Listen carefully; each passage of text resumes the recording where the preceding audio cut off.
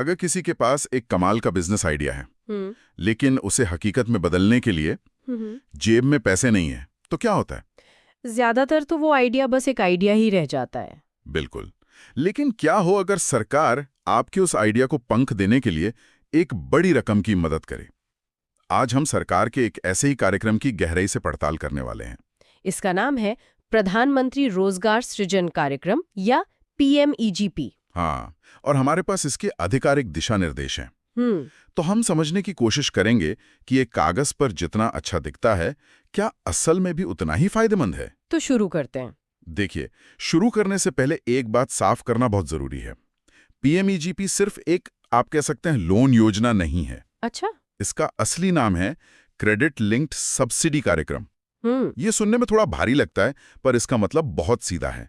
आप बैंक से लोन लेते हैं और उस लोन से जुड़ी हुई एक बड़ी रकम सरकार आपकी तरफ से चुका देती है, जिससे सब्सिडी कहते हैं। ईजीपी आखिर शुरू कब और क्यों हुआ? मतलब क्या इससे पहले ऐसा कुछ नहीं था? देखिए, इसकी शुरुआत हुई 2008 में।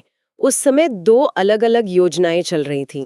एक थी प्राइम मिनिस्टर्स रोजगार योजना, जिसे पीएमआरवाई कहते थे, हाँ, मैंने सुना है उसका नाम। और दूसरी थी रूरल एम्प्लॉयमेंट जनरेशन प्रोग्राम यानी आरईजीपी। तो सरकार को लगा कि दो अलग-अलग योजनाओं से कहीं ना कहीं भ्रम हो रहा है। और शायद असर भी बट रहा था। सही बात है। इसलिए दोनों की अच्छी बातों को मिलाकर एक ज्यादा मजबूत और असरदार योजना बनाई गई, जिसे पीएमईजीपी नाम दिया गया। यानी 2008 से अब तक लगभग 15-16 साल हो गए।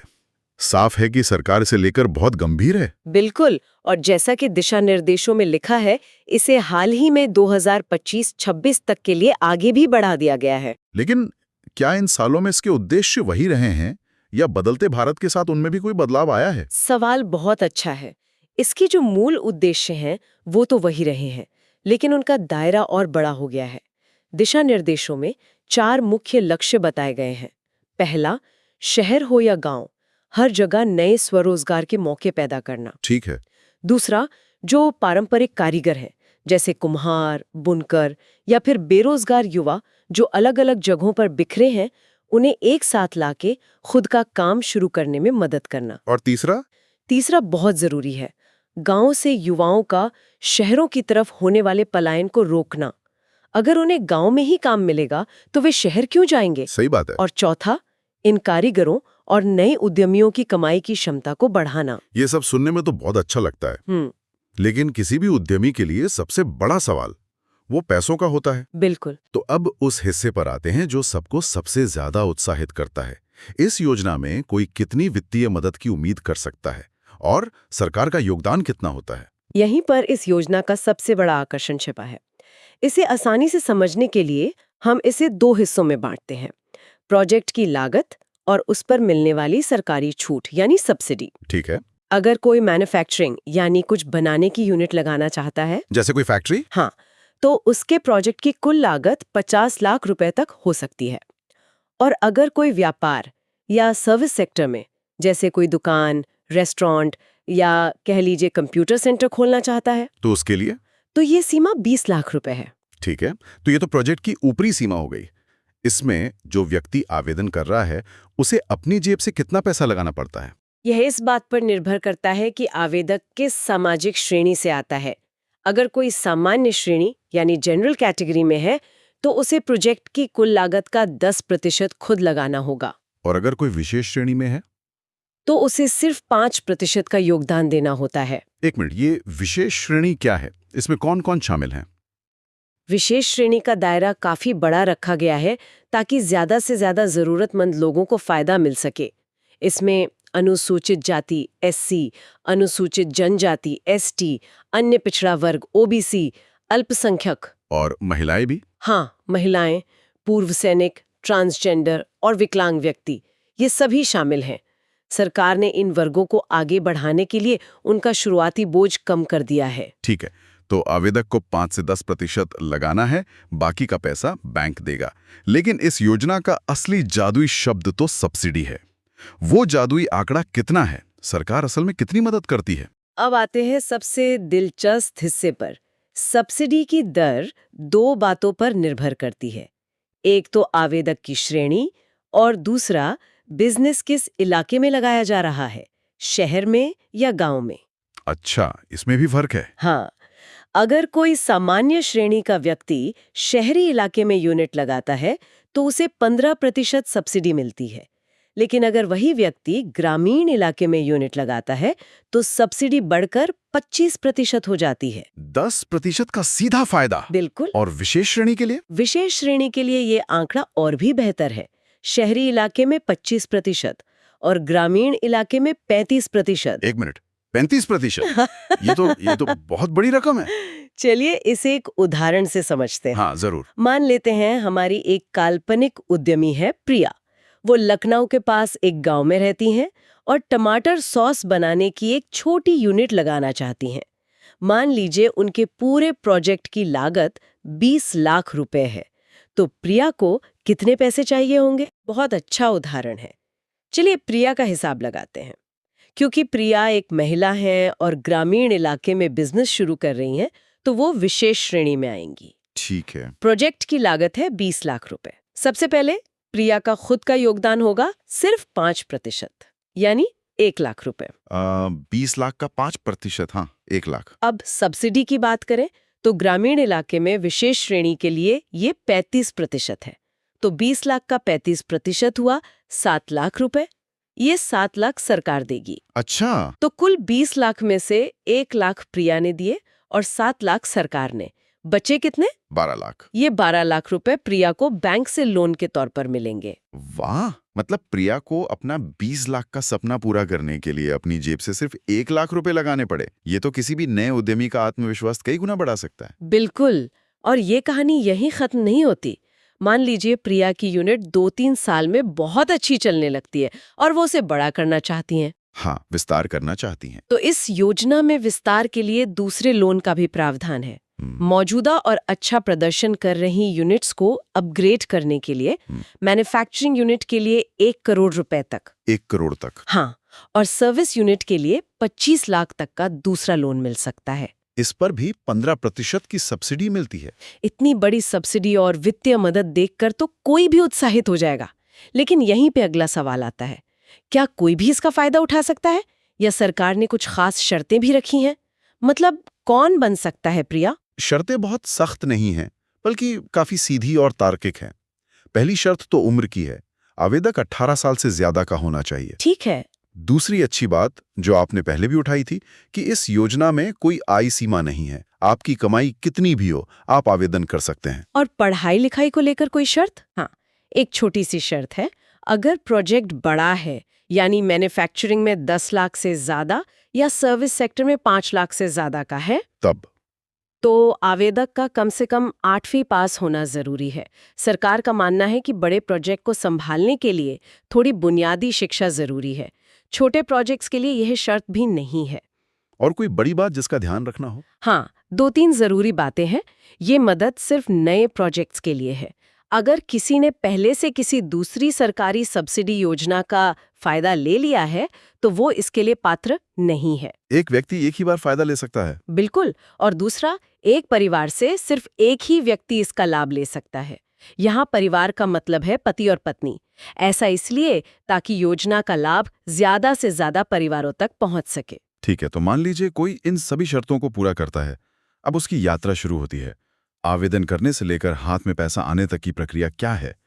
क्या ये भी सरकारी दफ्तरों के चक्कर काटने जैसा जटिल है? पहले हुआ करता था, लेकिन अब इस पूरी प्रक्रिया को ऑनलाइन और पारदर्शी बना दिया गया है। ये तो बहुत अच्छी बात है। सबसे पहला कदम है पीएमईजीपी के राष्ट्रीय पोर्टल पर जाकर ऑनलाइन आवेदन करना। कोई कागजी फॉर्म या मैनुअल आवेदन अब स्वीकार नहीं होता। आवेदन के साथ ही आपको अपनी प्रोजेक्ट रिपोर्ट, आधार कार्ड, जाति प्रमाण पत्र जैसे जरूरी दस्तावेज अपलोड करने होते हैं। आवेदन जमा करने के बाद क्या होता है? क्या वो सीधे बैंक के पास जाता है? नहीं, सीधे बैंक के पास नहीं। आवेदन जमा होने के बाद ये सरकार की कार्यान्वयन एजेंसियों जैसे खादी और ग्रामोद्योग आयोग KIVC या जिला उद्योग केंद्र DICS के पास जाता है। यहाँ एक स्कोरिंग मॉडल के आधार पर आपके आवेदन की जांच होती है। 1 मिनट, ये स्कोरिंग मॉडल क्या है? क्या कुछ ऐसी बातें हैं जिनका ध्यान रखने से आवेदक का स्कोर बेहतर हो सकता है? बिल्कुल। जैसे क्या एक बहुत विस्तृत प्रोजेक्ट रिपोर्ट का ज्यादा वजन होता है? हाँ, बिल्कुल। स्कोरिंग मॉडल में कई चीजें देखी जाती हैं, जैसे आवेदक का अनुभव, प्रोजेक्ट कितना व्यवहारिक है, स्थानीय बाजार में उस प्रोडक्ट या सर्विस की मांग कितनी है, और सबसे जरूरी, आपने अपने प्रोजेक्ट रिपोर्ट कितनी मेहनत से बनाई है। एक छोटी सी टिप है, इंटरनेट से कॉपी पेस्ट की हुई रिपोर्ट के बजाय अगर आप अपने इलाके का डेटा, अपनी खुद की रिसर्च और असली आंकड़े डालते हैं तो आपका स्कोर अपने आप कई गुना बेहतर हो जाता है। ठीक है, स्कोरिंग में पास होने के बाद आवेदन बैंक के पास जाता है, तो लोन पास करने का आखिरी फैसला वो बैंक का ही होता है? जी हाँ, प्रोजेक्ट में पैसा लगाना है या नहीं, ये अंतिम निर्णय बैंक का ही होता है। बैंक ये देखता है कि प्रोजेक्ट आर्थिक रूप से चलने लायक है भी या नहीं।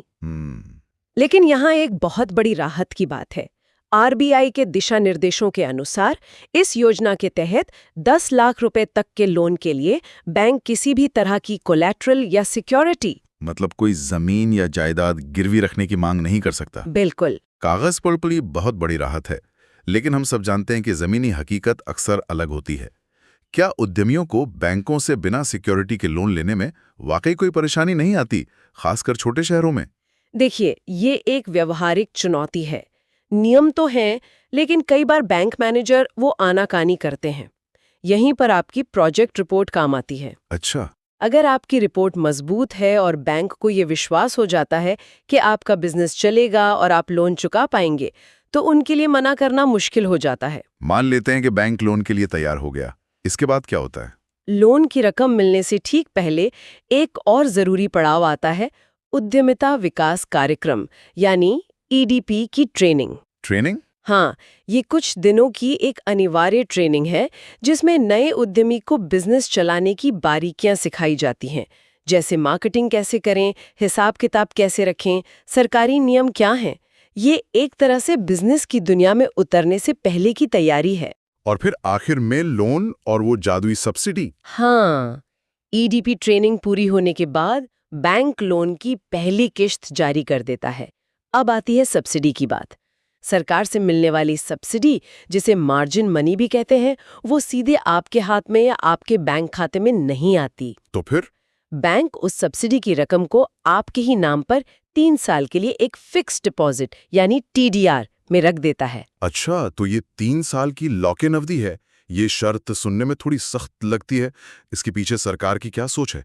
क्या पहले सब्सिडी का गलत इस्तेमाल होता था, जिसकी वजह से ये सुरक्षा कवच लगाना पड़ा? बिल्कुल। शुरुआती योजनाओं में ये एक बड़ी चुनौती थी। कई लोग सिर्फ सब्सिडी लेने के लिए कागज पर यूनिट शुरू करते थे और साल भर में बंद करके गायब हो जाते थे। ये 3 साल का लॉक इन सुनिश्चित करता है कि केवल गंभीर उद्यमी ही इस योजना में आए। ये एक तरह से बिजनेस की अग्नि परीक्षा है। अगर आप 3 साल टिक गए तो सरकार मानती है कि आप सच में बिजनेस करना चाहते हैं। यानी 3 साल तक वो पैसा एक तरह से एस्क्रो में रहता है। ये उद्यमियों के लिए एक बड़ा मोटिवेशन भी होगा कि उन्हें बिजनेस को 3 साल तक चलाना ही है, वरना वो सब्सिडी हाथ से चली जाएगी। एकदम सही। 3 साल पूरे होने के बाद एजेंसी के लोग खुद आपकी यूनिट पर जाकर देखते हैं कि वो ठीक से चल भी रही है या नहीं। इसे भौतिक सत्यापन कहते हैं। अच्छा, ऑन ग्राउंड वेरिफिकेशन। हाँ, उनकी सकारात्मक रिपोर्ट मिलने के बाद ही बैंक उस सब्सिडी की रकम को आपके लोन खाते में डाल देता है, जिससे आपका लोन उतना कम हो जाता है। ये तो पूरी प्रक्रिया बहुत साफ सुथरी लग रही है। लेकिन क्या कोई ऐसे बिजनेस भी हैं जिनकी इस योजना के तहत अनुमति नहीं है? क्या कोई नकारात्मक सूची भी है? हाँ, एक नकारात्मक सूची है जिसमें कुछ गतिविधियों की अनुमति नहीं है, जैसे मांस प्रसंस्करण से जुड़ा कोई भी काम जिसमें पशुवध शामिल हो, या फिर बीड़ी, सिगरेट, शराब जैसे नशीले पदार्थों का उत्पादन या बिक्री। ठीक है। इसके अलावा 75 माइक्रोन से कम मोटाई वाले पॉलीथीन बैग बनाने पर भी रोक है, जो पर्यावरण के लिहाज से एक अच्छा कदम है। और खेती किसानी के बारे में क्या? हमारी काल्पनिक उद्यमी प्रिया तो टमाटर सॉस बना रही थी। ये एक बहुत दिलचस्प बिंदु है। आप सीधे तौर पर खेती के लिए, जैसे फसल उगाने या बागवानी के लिए, इस योजना से लोन नहीं ले सकते। तो फिर प्रिया का क्या हुआ? आप खेती से जुड़े मूल्यवर्धन यानी वैल्यू एडिशन के काम के लिए जरूर लोन ले सकते हैं। इसे थोड़ा और आसान शब्दों में समझाइए। जैसा आपका प्रिया का उदाहरण था, वो टमाटर की खेती के लिए लोन नहीं ले सकती, लेकिन उन टमाटरों से सॉस या केचप बनाने की प्रोसेसिंग यूनिट लगाने के लिए जरूर लोन ले सकती हैं। अच्छा, मतलब रॉ मटेरियल उगाने के लिए नहीं, पर उसे प्रोसेस करके कुछ नया बनाने के लिए। बिल्कुल। इसी तरह कोई गेहूं उगाने के लिए लोन नहीं ले सकता, पर उससे आटा, ब्रेड या बिस्किट बनाने की फैक्ट्री लगा सकता है। डेयरी, पोल्ट्री और मछली पालन जैसी गतिविधियों की भी अनुमति है, क्योंकि वो भी वैल्यू एडिशन में आती हैं। तो अगर हम आज की इस गहरी पड़ताल को समेटें, तो पीएमईजीपी नए उद्यमियों के लिए सिर्फ एक लोन स्कीम नहीं, बल्कि एक पूरा सपोर्ट सिस्टम है। हाँ, इसमें 35% तक की जबरदस्त सब्सिडी है, पूरी प्रक्रिया ऑनलाइन है, छोटे लोन के लिए कुछ गिरवी रखने की जरूरत नहीं और बिजनेस चलाने की ट्रेनिंग भी शामिल है। बिल्कुल।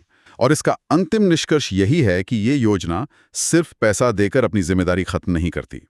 ईडीपी ट्रेनिंग, जागरूकता शिविर और 3 साल बाद होने वाले ऑन ग्राउंड चेक के जरिए ये एक पूरा इकोसिस्टम बनाने की कोशिश करती है। इसका असली लक्ष्य सिर्फ बिजनेस शुरू करवाना नहीं, बल्कि ऐसे बिजनेस खड़े करना है जो लंबे समय तक चलें और स्थायी रोजगार पैदा करें। आज की इस चर्चा के बाद एक सवाल मेरे मन में घूम रहा है। ये योजना छोटे शहरों और गांवों में उद्यमिता को बढ़ावा देने में कितनी सफल हो सकती है, जहां जानकारी की कमी और बैंकिंग सिस्टम तक पहुंच आज भी एक बड़ी चुनौती है। हाँ, ये एक बड़ा सवाल है। ऑनलाइन पोर्टल और पारदर्शी प्रक्रिया निश्चित रूप से एक बहुत बड़ा कदम है, लेकिन क्या ये जमीनी हकीकत की उन सभी बाधाओं को दूर कर पाता है जिनका सामना एक आम आदमी को बैंक की ब्रांच में जाकर करना पड़ता है? ये एक ऐसा सवाल है जिस पर सोचने की जरूरत है।